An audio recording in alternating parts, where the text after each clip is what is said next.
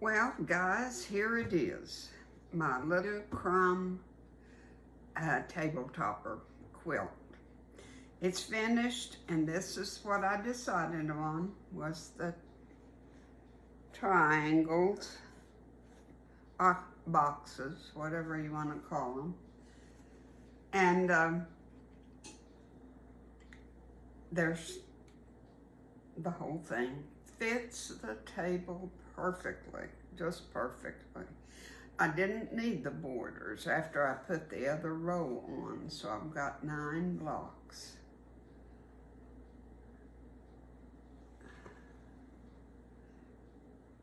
And because it's got every color in the rainbow in it, I used a variegated thread on the quilting. Don't know that you can see that, but anyway, I just felt like it called for that, you know, why not use it? And I just went, maybe 1/8 of an inch on each side of the seam. And so that's how I quilted it. Nothing fancy. Now for the binding, I use my serpentine. And the reason I always use my serpentine on my binding is because it looks better on the back. Because when you're using just a straight line stitch, if you're not steady, it's gonna wave or going off, and anyway, it's just obvious when you make a mistake. With the serpentine, there's just no mistake. It's just perfect. So that's what I did. Now, I used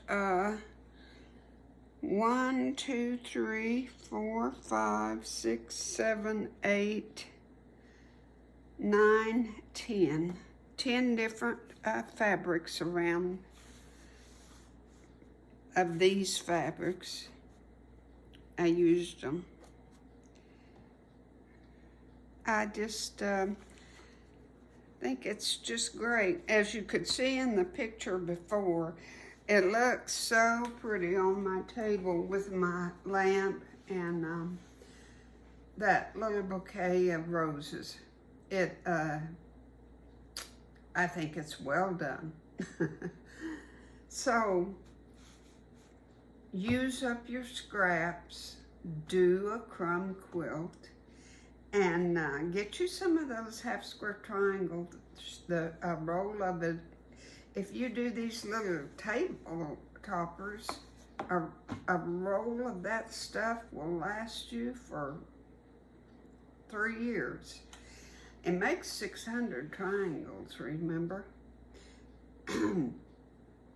You make one of these for every friend you've got and use up your scraps. Give everybody a surprise gift for Christmas. And you're doing yourself a favor. There's not one thing on here I bought. It's all pieces. Now, I bought this white earlier, like in May and the beginning of the year, but that's the only thing. All the rest of this was just in my stash. It's just bits and pieces.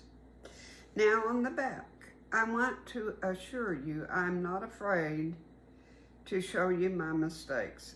Now this isn't really my mistake, it's the machine's mistake. But you know that little, I call it bird nesting. I don't know, you know when your upper thread shows on the back, on your backside, and that happened to me several times, and I've picked and I've picked and I've picked some more, but that just happens sometimes, and I'll keep working on it. And I need some real fine little tweezers maybe to get it, but I've got some, you know, maybe just a pen will help me with that. But that happens. It doesn't bother me. I wished it wasn't there, but it is. So you just live with it. If I can't get it out, I can't get it out.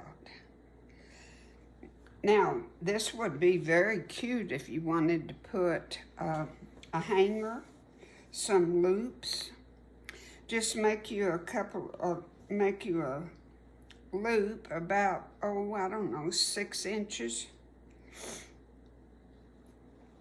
3 on each side.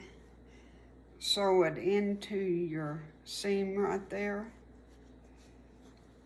And hang it if you want to.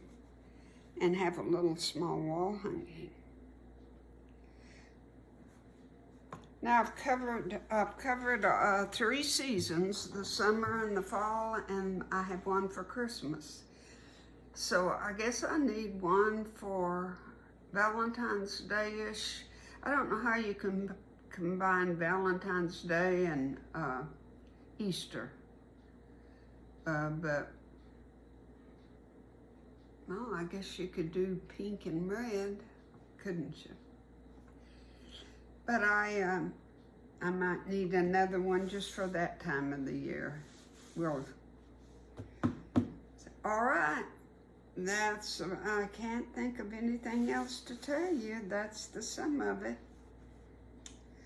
Thank you for watching. And go use up those scraps. You can always send me a picture of what you make in the comments. I would love to see what you make. I never do get to see what other people make, and that's kind of, I wished I could. So, make a crumb quilt. You'll enjoy it. All right, thank you again for watching, and God bless.